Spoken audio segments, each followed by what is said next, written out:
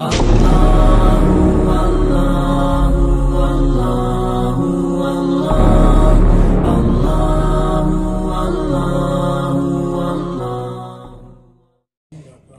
محترم، میرے محترم بھائیوں، دوستوں اور بزرگوں، آج کے جمعۃ المبارک میں حسد اور اس کی معاشرتی تباہ کاریوں کے حوالے سے گفتگو کی جائے گی کہ حسد سے مراد کیا چیز ہوتی ہے۔ کچھ لوگ کہتے ہیں ہمارے اوپر اثرات ہیں، جادو ہیں، کالا علم ہیں۔ ان ساری چیزوں کے پیچھے کیا چیز کار فرما ہے؟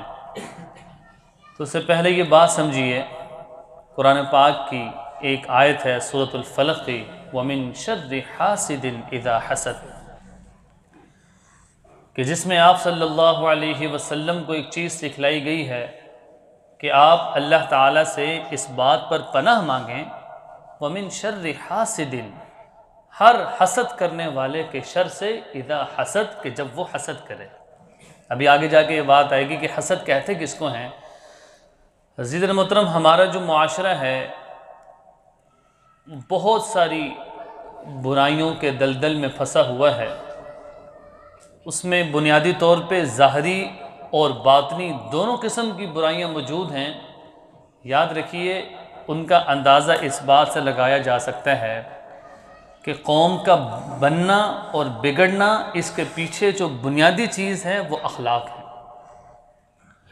یہ بات روز روشن کی طرح واضح ہے کہ جو قوم بنی ہے، ترقی کی ہے، تو وہ عمدہ اور بلند اخلاق، یعنی ایمان کے بعد عمدہ اور بلند اخلاق کی وجہ سے انہوں نے ترقی کی ہے۔ پیار، محبت، الفت، چاہت، خیر خواہی، پڑوسیوں کے حقوق، بیماروں کے حقوق، ان ساری چیزوں کو ادا کرنے کا نام اخلاق ہے، اخلاقیات ہیں۔ اور اس کے برعکس بغض، عناد، حسد، کینہ، غیبت، چغلی، یہ جتنی بھی بیماریاں ہیں، ان ساری بیماریوں یہ بد اخلاقی کا نتیجہ ہے۔ یعنی یوں سمجھیے کہ جس معاشرے میں پیار، محبت، الفت ہوگی تو لازمی طور پر وہ اخلاقیات کا بہترین نمونہ ہوگا، لیکن جن کے اندر عداوت، دشمنی، کینہ، بغض، حسد، یہ جیسی بیماریاں ہوں گی تو وہ بد اخلاقی کا مجموعہ ہوں گی۔ اور اسی معاشرے کے بارے میں فرمایا گیا وَمِن شَرِّ حَاسِدٍ إِذَا حَسَدَ، کہ حسد کرنے والے کے شر سے اپنے آپ کو بچا لیجئے کہ جس وقت وہ حسد کرے۔ اب عزیز محترم، جس طرح جسم کے اندر بیماریاں لگ جاتی ہیں، مختلف قسم کی بیماریاں ہیں، ایک عضو میں درد ہو، حدیث پاک میں آپ صلی اللہ علیہ وسلم نے فرمایا المؤمن کجسد واحد، کہ یہ جو مومن ہے یہ ایک بدن کی طرح ہے، اذ اشتکا عینہ اذ اشتکا کلہ، جب اس کی آنکھ میں درد ہوتی ہے تو پورے بدن کو درد ہوتی ہے۔ جس طرح جسم کے اندر بیماریاں لگ جاتی ہیں، اسی طرح روح کے اندر بھی بیماریاں لگ جاتی ہیں۔ آپ صلی اللہ علیہ وسلم نے ان بیماریوں کا تذکرہ کرتے ہوئے فرمایا تھا لا تجسسوا ولا تحاسدوا ولا تباغضوا، کہ جس میں فرمایا کہ بدگمانی نہ کرو، تم حسد نہ کرو، تم لوگوں کی ٹوہ نہ لگاؤ۔ یہ وہ ساری بیماریاں ہیں، روح کی بیماریاں ہیں، جن کو جناب رسول اللہ صلی اللہ علیہ وسلم نے ارشاد فرمایا تھا۔ خود قرآن پاک میں بھی فرمایا یا ایھا الذین آمنوا اجتنبوا کثیرا من الظن، اے ایمان والو تم برے گمان سے بچو، ان بعض الظن اثم، اس لیے کہ بعض جو گمان ہے وہ گناہ ہوتے ہیں۔ ولا تجسسوا، تم کسی کے تجسس نہ کرو، کسی کی ٹوہ میں نہ لگو۔ ولا یغتب بعضکم بعضا، اور تم میں سے کوئی کسی دوسرے کی غیبت نہ کرے۔ تو عزیزان محترم، حسد اور اس کی معاشرتی تباہ کاریوں کے حوالے سے گفتگو کی جا رہی ہے۔ اس میں سب سے پہلی بات یہ سمجھیے کہ حسد کہتے کس کو ہیں؟ جب نام سننے کو آتا ہے حسد ہے، تم میرے سے حسد کرتے ہو، فلانے نے حسد کیا ہے، تو یاد رکھیے حسد لغوی معنی کے اعتبار سے ڈکشنری میں لغوی معنی حسد کے چیچڑی ایک وہ جانور ہے جو جوں کی نما ہوتی ہے، جس نے جو سر کے اندر انسان کا خون کو چوستی ہے، اسی طرح یہ جو جانور ہے یہ انسان کے جسم کے ساتھ چپک کر اس کے خون کو چوستا رہتا ہے۔ اس کو لغت میں حسد کہتے ہیں۔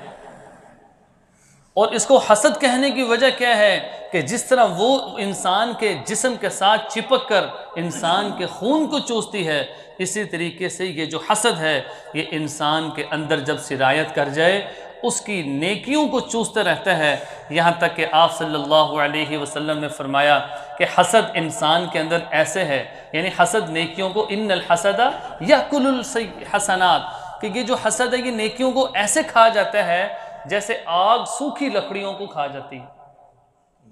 اب آگ سب سے پہلے سوکھی لکڑیوں کو پکڑتی ہے، بھڑکتی ہے، تو فرمایا کہ یہ جو حسد ہے یہ انسان کے دل کے اندر جب موجود ہو تو وہ انسان کی نیکیوں کو ختم کرتے رہتے ہیں۔ اب عزیزان محترم، اس کا اصطلاحی معنی کیا ہے؟ اصطلاحی معنی بہت سے علماء کرام نے یہ لکھا ہے کہ اللہ رب العزت نے اپنے بندوں میں سے جس بندے کو جو نعمت عطا کی ہے یہ شخص زوال نعمت کی تمنا کرتا ہے۔ کیا مطلب؟ کہ اس کی کوشش ہوتی ہے کہ یہ نعمت اس سے چھن جائے۔ عمدہ مکان ہے، عمدہ گاڑی ہے، فرما بردار اولاد ہے، فرما بردار بیوی ہے، سکون ہے، لیکن یہ چاہتا ہے کہ یہ کیوں سکون میں ہے، کیوں اس کے پاس گاڑی ہے، کیوں اس کے پاس عمدہ مکان ہے۔ فرمایا کہ زوال نعمت، حضرت امیر معاویہ رضی اللہ عنہ سے پوچھا گیا کہ دنیا میں آپ کسی کو خوش کر سکتے ہیں؟ فرمایا کہ میں ہر کسی کو خوش کر سکتا ہوں سوائے حاسد کے، کہ جب تک میری ساری نعمتیں چھن نہ جائیں اس وقت تک وہ خوش نہیں ہوگا۔ تو فرمایا کہ جو حاسد ہے وہ کیا چاہتا ہے؟ زوال نعمت کی تمنا کرتا ہے کہ یہ نعمت اس سے چلی جائے۔ اچھا، اس میں دو باتیں ابھی سمجھ لیجئے، ایک ہوتا ہے رشک، ایک ہوتا ہے حسد۔ کہتے ہیں فلاں آدمی پر رشک آتا ہے۔ رشک بری چیز نہیں ہے۔ رشک کس کو کہتے ہیں؟ کسی چیز کو دیکھ کر اس کو عمدہ سمجھنا، بس یہ بد اخلاقی نہیں ہے۔ یار فلاں آدمی کے پاس تو بہت بڑی گاڑی ہے، یہ رشک کر رہا ہے۔ فلاں آدمی کے پاس تو بہت بڑا گھر ہے، یہ رشک کر رہا ہے۔ یہ حسد نہیں ہے۔ حسد اس وقت بنے گا جب یہ کہے گا یار یہ اس کے پاس گاڑی کہاں سے گئی، کیوں اس کے پاس یہ گاڑی ہے، اب یہ رشک، یہ حسد میں بدل جائے گا۔ اس لیے عزیز محترم بے شمار روایات میں آپ صلی اللہ علیہ وسلم، اب جو خطبے میں جو روایت پڑھی ہے حضرت ابو ہریرہ رضی اللہ عنہ سے روایت ہے، وہ فرماتے ہیں کہ لا یجتمعان عبد مؤمن فی قلبہ، کہ بندہ مومن کے دل کے اندر دو چیزیں کبھی جمع نہیں ہو سکتی۔ یعنی کہ بندہ مومن ہے، دل کے اندر یہ دو چیزیں کبھی جمع نہیں ہو سکتی، الایمان والحسد، ایمان اور حسد۔ یا تو اس کے دل کے اندر ایمان موجود ہوگا یا اس کے دل کے اندر حسد موجود ہوگا۔ یہ نہیں ہو سکتا کہ ایمان والا بھی ہو اور اس کے دل کے اندر حسد بھی ہو۔ اس لیے حاسد جب تک اگلے بندے کی نعمت چھن نہیں جاتی اس وقت تک اس کو سکون نہیں ملتا۔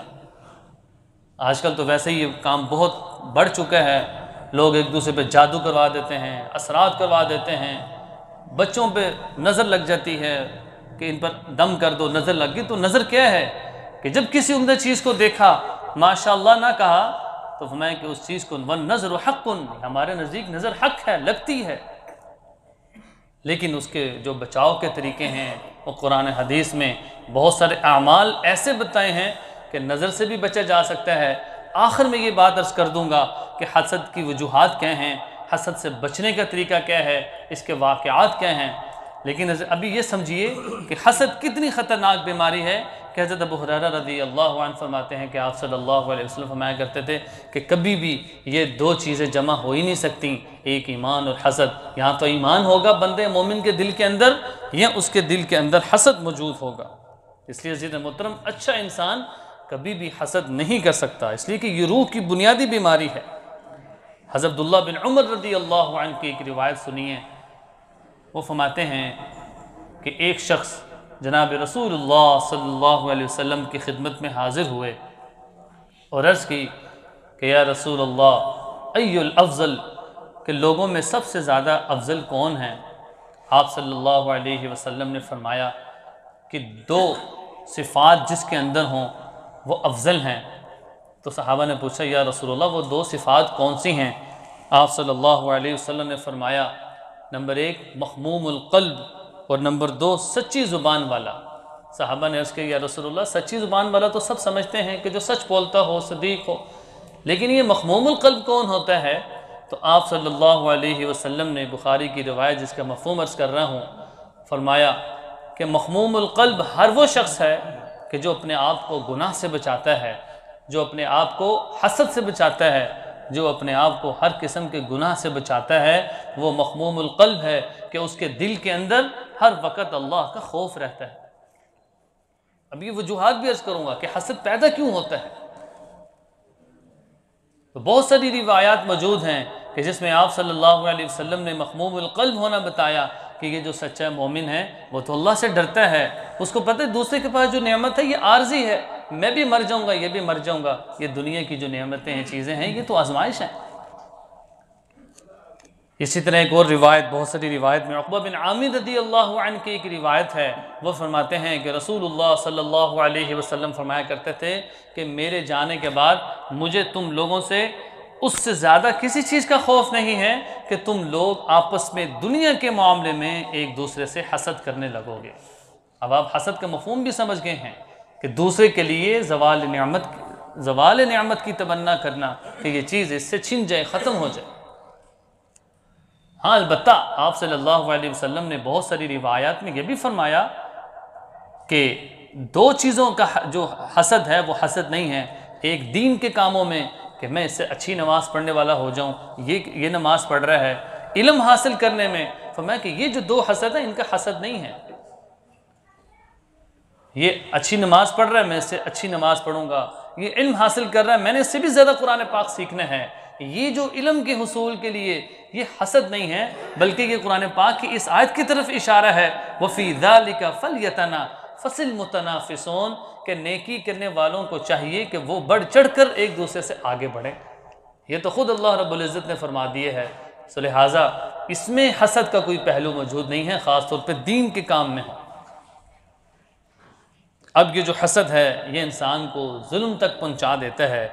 ابو ہریرہ رضی اللہ عنہ سے روایت ہے، وہ فرماتے ہیں کہ آپ صلی اللہ علیہ وسلم نے فرمایا سیصیب امتی دار الامم کہ میری امت کے اندر کچھ ایسی بیماریاں ہوں گی کہ جو پہلی امتوں میں موجود تھی، ایسی بیماریاں میری امت میں موجود ہیں اور ہوں گی کہ جو پہلی امتوں میں بھی موجود تھی۔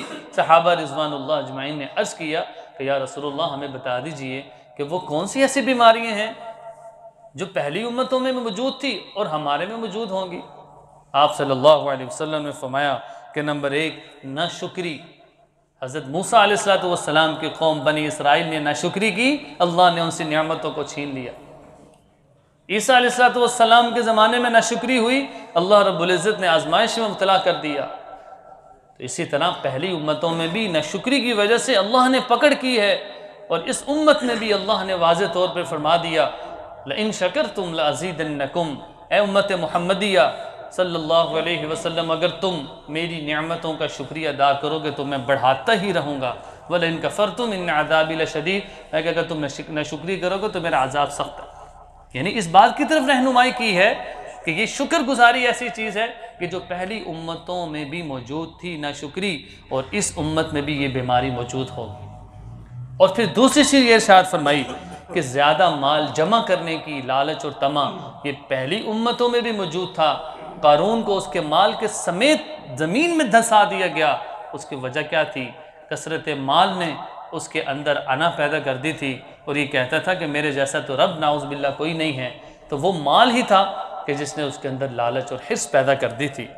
اور اسی طرح فرمایا کہ تیسری چیز یہ ہے کہ حسد ایسی چیز ہے جو پہلی امتوں میں بھی موجود تھی، ایسی بیماری ہے جو اس امت میں موجود ہے۔ خود جناب رسول اللہ صلی اللہ علیہ وسلم کے اوپر جو کفار تھے انہوں نے ایسا عمل کر دیا کہ آپ صلی اللہ علیہ وسلم بیمار رہنے لگے، اثرات ہو گئے۔ حضرت جبرائیل علیہ السلام نے معوذتین لے کر آئے، قل اعوذ برب الفلق اور قل اعوذ برب الناس، دو صورتیں لے کر آئے، ان کا دم کیا، آپ صلی اللہ علیہ وسلم کو پڑھایا، وہ جو جادو جس نے کیا تھا وہ گریں کھلتی گئیں، اور اس کی برکت سے اللہ تعالیٰ نے ان اثرات کو ختم کر دیا۔ اندازہ لگائیں کہ اس زمانے میں بھی جب یہ چیز موجود ہوگی، آج تو 1400 سال کے بعد کیسے اور مزید اس طرح کی برائیاں معاشرے میں موجود ہیں۔ اسی طرح بہت ساری روایات میں حسد کے اسباب کو بیان کیا جاتا ہے۔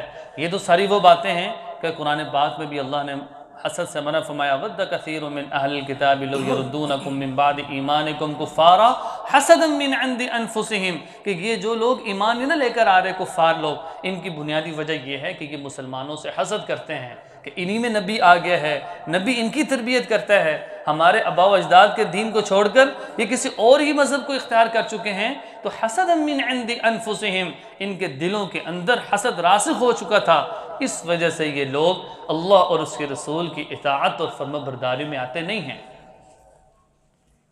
اب عزیز محترم، یہ جو حسد کے اسباب کیا ہیں؟ سب سے پہلی چیز، یعنی حسد کیوں آتا ہے، ایک تو حسد کے اعمال بتاؤں گا، پھر حسد سے بچنے کی جو چیزیں ہیں، پھر حسد کے مختلف جو واقعات ہیں۔ ابھی بات یہ ہے کہ حسد کے اسباب کیا ہیں۔ سب سے پہلی چیز یہ ہے کہ محرومی یا احساس کمتری، یہ انسان کے اندر حسد کو پیدا کرتا ہے۔ اللہ کی نعمتیں مجھے میسر نہیں ہیں، لیکن اس کا مطلب یہ نہیں ہے کہ میں دوسرے کی نعمت کو دیکھ کر حسد کرنے لگوں، بلکہ میں صبر اور شکر سے کام لوں۔ اسی وجہ سے فرمایا کہ فَأَمَّا الْإِنسَانُ إِذَا مَا ابْتَلَاهُ رَبُّهُ فَأَكْرَمَهُ وَنَعَّمَهُ، کہ میں اپنے بندے کی جب نعمتیں بڑھا دیتا ہوں تو وہ کیا کہتا ہے کہ میرے رب نے میرا انعام کیا، مجھے اعزاز و اکرام سے نوازا، فَيَقُولُ رَبِّي أَكْرَمَنِ۔ لیکن اس کے برخلاف وَأَمَّا إِذَا مَا ابْتَلَاهُ فَقَدَرَ عَلَيْهِ رِزْقَهُ، جب میں اس کے رزق کو تنگ کر دیتا ہوں فَيَقُولُ رَبِّي أَهَانَنِ، تو وہ یہ کہتا پھرتا ہے کہ میرے رب نے نعوذ باللہ میری توہین کی۔ تو اس لیے فرمایا کہ جب اللہ نے اگرچہ نعمتیں نہیں دی ہیں، کم نعمتیں ہیں، لیکن اس نعمت میں اللہ کا صبر شکر سے کام لے۔ وجہ کیا ہے؟ سب سے پہلے یہ ذہن میں رکھے کہ اللہ تعالیٰ نے، دوسری چیز اللہ کی آزمائش ہے، یعنی جو حسد پیدا ہوتا ہے اس کی دوسری وجہ یہ ہے کہ جب بندے کے ذہن میں یہ ہوگا کہ یہ جو مال و دولت ہے، یہ گھر اور گاڑی ہے، یہ دنیا کے عہدے ہیں، یہ ساری کی ساری چیزیں اللہ کی آزمائش ہیں۔ جب اللہ کی آزمائش کو سمجھے گا، پھر کم روزی پر بھی یہ اپنے آپ کو کافی کر لے گا، تو پھر کبھی بھی حسد پیدا نہیں ہوگا۔ حسد کب پیدا ہوتا ہے؟ جب سمجھنے لگتا ہے کہ میرا تو دنیا کا اصل مقصد ہی اچھا عہدہ ہے، میرا تو دنیا کا اصل مقصد ہی دنیا کی چیزیں حاصل کرنا ہے، تو جب وہ اپنا مقصد دنیا بنا لیتا ہے تو اس کے بعد اس کے اندر حسد پیدا ہونا شروع ہو جاتا ہے، پھر اسی کا مصداق ہوتا ہے۔ آپ صلی اللہ علیہ وسلم نے فرمایا کہ یہ پھر انسان کی نیکی کو ایسے کھاتا ہے جیسے آگ سوکھی لکڑی کو کھاتی۔ اس لیے دوسری چیز یہ ہے کہ جب یہ اللہ کی آزمائش کو سمجھے گا کہ میرے پاس زیادہ مال ہے، اس میں میرا کوئی کمال نہیں، اس آزمائش میں بھی اس مال میں اللہ کی آزمائش ہے۔ وَمَا الْحَيَاةُ الدُّنْيَا إِلَّا لَعِبٌ وَلَهْوٌ، اللہ نے تو خود فرمایا کہ یہ جو دنیا کی زندگی ہے لہو و لعب ہے۔ وَلَلدَّارُ الْآخِرَةُ خَيْرٌ لِلَّذِينَ يَتَّقُونَ، کہ جو آخرت کا گھر ہے یہ بہتر ہے ان لوگوں کے لیے کہ جو تقوی اختیار کریں۔ اس لیے عزیز محترم، اس کے ساتھ ساتھ یہ ہے کہ بغض و عداوت، جب دل کے اندر کینہ ہوگا، بغض ہوگا، منفی سوچ ہوگی، تو اس وقت حسد پیدا ہوتا ہے۔ اس لیے اس سے بھی اپنے آپ کو بچانا ہے۔ بغض کسی کے یعنی اپنے دل کے اندر بغض نہ رکھیں، اور اپنے سوچ کو دوسروں کی سوچ کے مطابق مثبت رکھیں، منفی نہ سوچیں، اس سے بھی حسد سے بچا جا سکتا ہے۔ قرآن پاک کی یہ جو آیت پڑھی تھی خطبے میں، ان تمسسکم حسنۃ تسؤہم، کہ یہ جو کفار ہیں یہ لوگ بھی کہتے ہیں ان تمسسکم حسنۃ تسؤہم، جب تمہیں کوئی نیک اچھی چیز پہنچتی ہے اللہ کی طرف سے تسؤہم، تو وہ ان کو بری لگتی ہے۔